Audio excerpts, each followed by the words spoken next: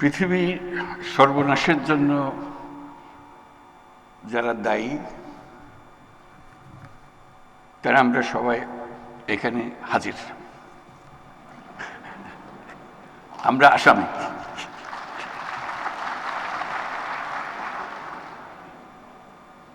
এবং পরিবেশ, বন, জলবায়ু মন্ত্রণালয়ের পক্ষ থেকে উপদেষ্টা রিজওয়ানা হাসান যেগুলো বলার চেষ্টা করল যে কত ভীষণ রকম আমরা অপরাধী। আমাদের পুরনো কবিরা বলে গেছেন, সাগরের সব পানি যদি কালি হতো, বনের সব গাছ যদি কলম হতো, তাহলে এই অপরাধের বর্ণনা শেষ করা যেত না। এত অপরাধ আমরা করে যাচ্ছি প্রতিদিন। আজকের এই আয়োজন থেকে পরিবেশ মেলা, মাসব্যাপী জাতীয় বৃক্ষরোপণ অভিযান ও বৃক্ষ মেলা 2025 শুরু হতে যাচ্ছে। আমি আশা করি সকল জেলা ও উপজেলা পর্যায়ে বৃক্ষরোপণ ও বৃক্ষ মেলা চলবে এবং উৎসাহের সঙ্গে চলবে। এই বছর বিশ্ব পরিবেশ দিবসের প্রতিপাদ্য হল এন্ডিং প্লাস্টিক পলিউশন। প্লাস্টিকের ব্যবহার পৃথিবীতে 3 ধরনের সংকটকে বাড়িয়ে দিয়েছে: জলবায়ুগত সংকট, প্রকৃতিগত সংকট, জীববৈচিত্র্যের ক্ষতি। এটা শুধু প্লাস্টিকের জন্য, আরো বহু জিনিস আছে। প্লাস্টিক এমন জিনিসে দাঁড়িয়ে গেছে যে ক্রমাগত হুঙ্কার দিচ্ছে, হয় আমরা থাকবো না হয় তোমরা থাকবে। দুজন একসঙ্গে থাকতে পারবে না, এর জায়গা নেই। এবং তাদের জয়যাত্রা অব্যাহত রয়েছে। তারা দাঁড়িয়ে দাঁড়িয়ে খিলখিল করে হাসি আমাদের অসহায়ত্ব দেখে, আমাদের উদ্যোগের অভাব দেখে, যে আমরা সব জয় করে নিলাম, তোমরা কিছুই করতে পারতেছ না। সেই অসহায় অবস্থা থেকে আজকে আমরা এই 2025 সালের এই দিবস উদযাপন করছি। প্লাস্টিক ব্যবস্থাপনা ঠিকঠাক না থাকায় পৃথিবীর জলাশয়গুলো পলিথিন আর প্লাস্টিকে ছেয়ে গেছে। জীববৈচিত্র্য ধ্বংসের মুখে পড়ছে। কেন? আমাদের কি শক্তি নাই বলে? তা না, আমরা পাত্তা দিচ্ছি না বলে। আমাদের কোনো গরজ নেই, চলছি তো, ঠিকই তো আছে। এই করতে করতেই আমাদের শেষ। এই দিবস পালনের মাধ্যমে যদি কিছুটা সজাগতা আমাদের কাছে আসে, নতুন দৃষ্টিভঙ্গি, নতুন কর্মোদ্যোগ আসে, তাহলে হয়তো একটা সম্ভাবনা সৃষ্টি হতে পারে। এখনো হয়নি।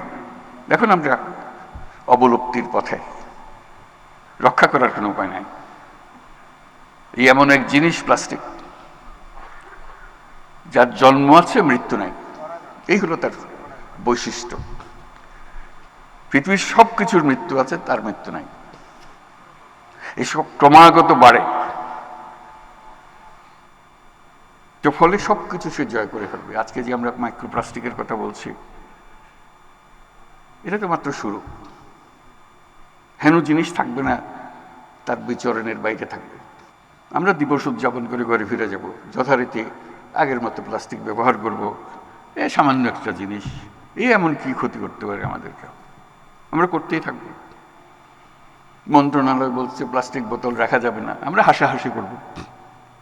কাজ নেই তো, একটা প্লাস্টিক বোতলের পেছনে লাগছিল না। এভাবে প্লাস্টিক অগ্রসর হবে। আমরা যদি আমাদের লাইফস্টাইল পরিবর্তন না করি, এই যুদ্ধে সামগ্রিকভাবে মানুষের পরাজয় অবধারিত। এর থেকে মুক্তি নাই। কিভাবে আমরা জীবন যাপন করব, তার মধ্যে এটা লিখিত হয়ে গেছে। প্লাস্টিকও আমরা ছাড়ব না, ধ্বংস আমাদেরকে ছাড়বে না। এই পথ থেকে আমরা কিভাবে বের হব, সেটাই হলো এখন আজকের দিনের বিবেচ্য আলোচ্য বিষয়। বিশ্বে প্লাস্টিক বর্জ্য ব্যবস্থাপনায় বাংলাদেশের অবস্থান নবম। এতে খুশি হব নাকি নারাজ হব বুঝতে পারছি না। মানে কারো কোনো অবস্থান থাকবেই বা কেন এটার মধ্যে? এই জিনিসের জন্য আমরা কেন আত্মাহুতি দেব? পরিষ্কার আমরা সুইসাইডাল পথে আছি, আত্মাহুতির পথে আছি। এবং সেটা শুধু একদিনে বসে আনুষ্ঠানিকভাবে সবাই বসে আলাপ করে বাড়ি ফিরে যাব যথারীতি, আবার আমাদের জীবন চলতে থাকবে ধ্বংসের পথে। আমাদের দেশেই নদী নালা, খালবিল, কৃষি জমি, গ্রাম ও নগরের আনাচে কানাচে পলিথিন আর প্লাস্টিকের ছড়াছড়ি আমরা সবাই জানি। কোনো কোনো নদীর নিচে তলদেশে 7-8 ফুট প্লাস্টিকের আস্তরণ পড়ে গেছে ইতিমধ্যে। এটা শুধু উদ্বেগজনক নয়, এটা ভয়ঙ্কর। এর চেয়েও ভয়াবহ বিষয় হচ্ছে মাইক্রোপ্লাস্টিক, যেটা খালি চোখে দেখা যায় না। একটু আগে রিজওয়ান আমাদেরকে বোঝালো মায়ের দুধের মধ্যেও মাইক্রোপ্লাস্টিক। আর তার যাবার জায়গা আর কি বাকি রইল? শিশু জন্ম থেকে মাইক্রোপ্লাস্টিক নিয়ে জন্ম দিচ্ছে। কয়েকদিন আগে দেশের ইলিশ মাছের ভেতর মাইক্রোপ্লাস্টিকের অস্তিত্ব পাওয়া গেছে। সেটা তো একটা মাছ, আর বহু মাছ আছে। কাজেই আমাদের আর দেরি করার সময় নেই। আমাদের এখনই জেগে উঠতে হবে যে এই সমস্যার সমাধান না হলে আমাদের অস্তিত্ব নাই। অন্তর্বর্তীকালীন সরকার দায়িত্ব গ্রহণ করেই পলিথিন শপিং ব্যাগের বিরুদ্ধে ব্যবস্থা নিতে শুরু করেছে। প্লাস্টিক দূষণ কমিয়ে আনার অন্যতম উপায় হলো যতটা সম্ভব এটা বর্জন করা। বর্জনটা তো লাগবে জন্ম লাভ করার পরে। আমার তো ধারণা তো গোড়াতে যেতে হবে, তার উৎপাদনই বন্ধ করা। বর্জন তো একজন উৎপাদন করে ফেলেছে, তারপর বলছে সেটা বর্জন করো, এই দুজনে লেগে গেল। গোড়াতে যদি আমরা উৎপাদনটাই বন্ধ করতে পারি তাহলে আর বর্জনের প্রশ্ন আমাদের আর থাকে না, আমাদের এই সমস্যার মধ্যে আমরা পড়ি না। এবং উৎপাদন বন্ধ করলে যে দুনিয়া অচল হয়ে যাবে তাও না, কষ্ট হবে। এটা সহজ জিনিস মনে হচ্ছিল, এটা সহজ থেকে কঠিন হবে। পলিথিন বেশি দিন আগের জিনিস না, মাত্র সেদিনের জিনিস। আমাদের বয়সে পলিথিনের জন্ম, এর আগে ছিল না পৃথিবীতে। কিন্তু পলিথিন ছাড়া পৃথিবী অচল এ কথা বলার কোনো সাধ্য নেই।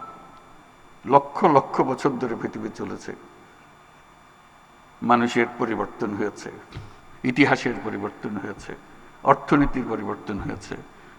প্লাস্টিক দরকার হয়। হঠাৎ এসে সে বিশ্ব জয় করে বসে গেল এবং আমরা এরকম এডিক্টেড হয়ে গেলাম এটাতে, চোখ খুলে কিছু তাকাতে পারছি না। সেটাই হলো ব্যাপার। আমি দেশের সকল নাগরিকের প্রতি ওয়ান টাইম প্লাস্টিক পণ্য ব্যবহার বন্ধ করে দেওয়ার জন্য আবেদন করছি।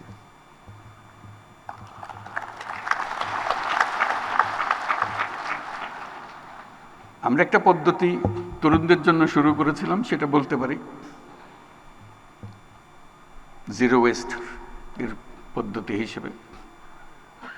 সপ্তাহে যদি 7 দিনের মধ্যে 7 দিনই প্লাস্টিক ব্যবহার করি, আমার প্রথম কমিটমেন্ট হলো নিজের কাছে, আজকে থেকে আমি 1 দিন কমিয়ে ফেলবো। 6 দিন করবো, 1 দিন করবো না। ওই দিন আমার প্লাস্টিক ফ্রি ডে। তরুণরা এটা সহজে বোঝে যে একটা দিন আমি পারি। তো একটা দিনে যদি তুমি পারো এস্টাবলিশ করতে পারো, ওই একটা দিন শনিবার আমি প্লাস্টিক ব্যবহার করি না, কোনো রকমের প্লাস্টিক ব্যবহার করি না। তাহলে চেষ্টা করো শনি আর রবি 2 দিন করতে পারো কিনা। ক্রমে ক্রমে 7 দিনে যাওয়া, স্টেপ বাই স্টেপ যদি অভ্যস্ত হও, সতর্ক হও, তাহলে হয়তো হওয়া যেতে পারে। কিন্তু সিদ্ধান্তটা লাগবে। সিদ্ধান্ত ছাড়া ওই পথ কঠিন পথ। এর প্রাথমিক পদক্ষেপ হিসেবে আমি ইতিমধ্যে সরকারি সকল কার্যালয়কে একটি সুনির্দিষ্ট সময়সীমার মধ্যে ওয়ান টাইম প্লাস্টিকের ব্যবহার বন্ধ করার নির্দেশ দিচ্ছি। নির্দেশ দেওয়া সোজা, কিন্তু কার্যকর করা বড় কঠিন। ঠিক আছে, বললাম যে এটা লাইফস্টাইল বিষয়, আমি কিভাবে জীবন যাপন করব তার বিষয়। শুধু হুকুম দিয়ে বন্ধ করে দিলাম, চেষ্টা হবে হয়তো অনেক করবেও, কিন্তু কঠিন একটা জগৎ। জাতিসংঘ প্লাস্টিক দূষণ নিয়ন্ত্রণে আন্তর্জাতিক আইন প্রণয়নের কাজ প্রায় চূড়ান্ত করেছে। বন ও পরিবেশ মন্ত্রণালয় এই প্রক্রিয়ার সঙ্গে জোরালো ভূমিকা রাখবে, এটা আমি নিশ্চিত। আমি আজ আবারও বাংলাদেশের তরুণ সমাজের প্রতি আমার আস্থা ও শ্রদ্ধা জানাচ্ছি।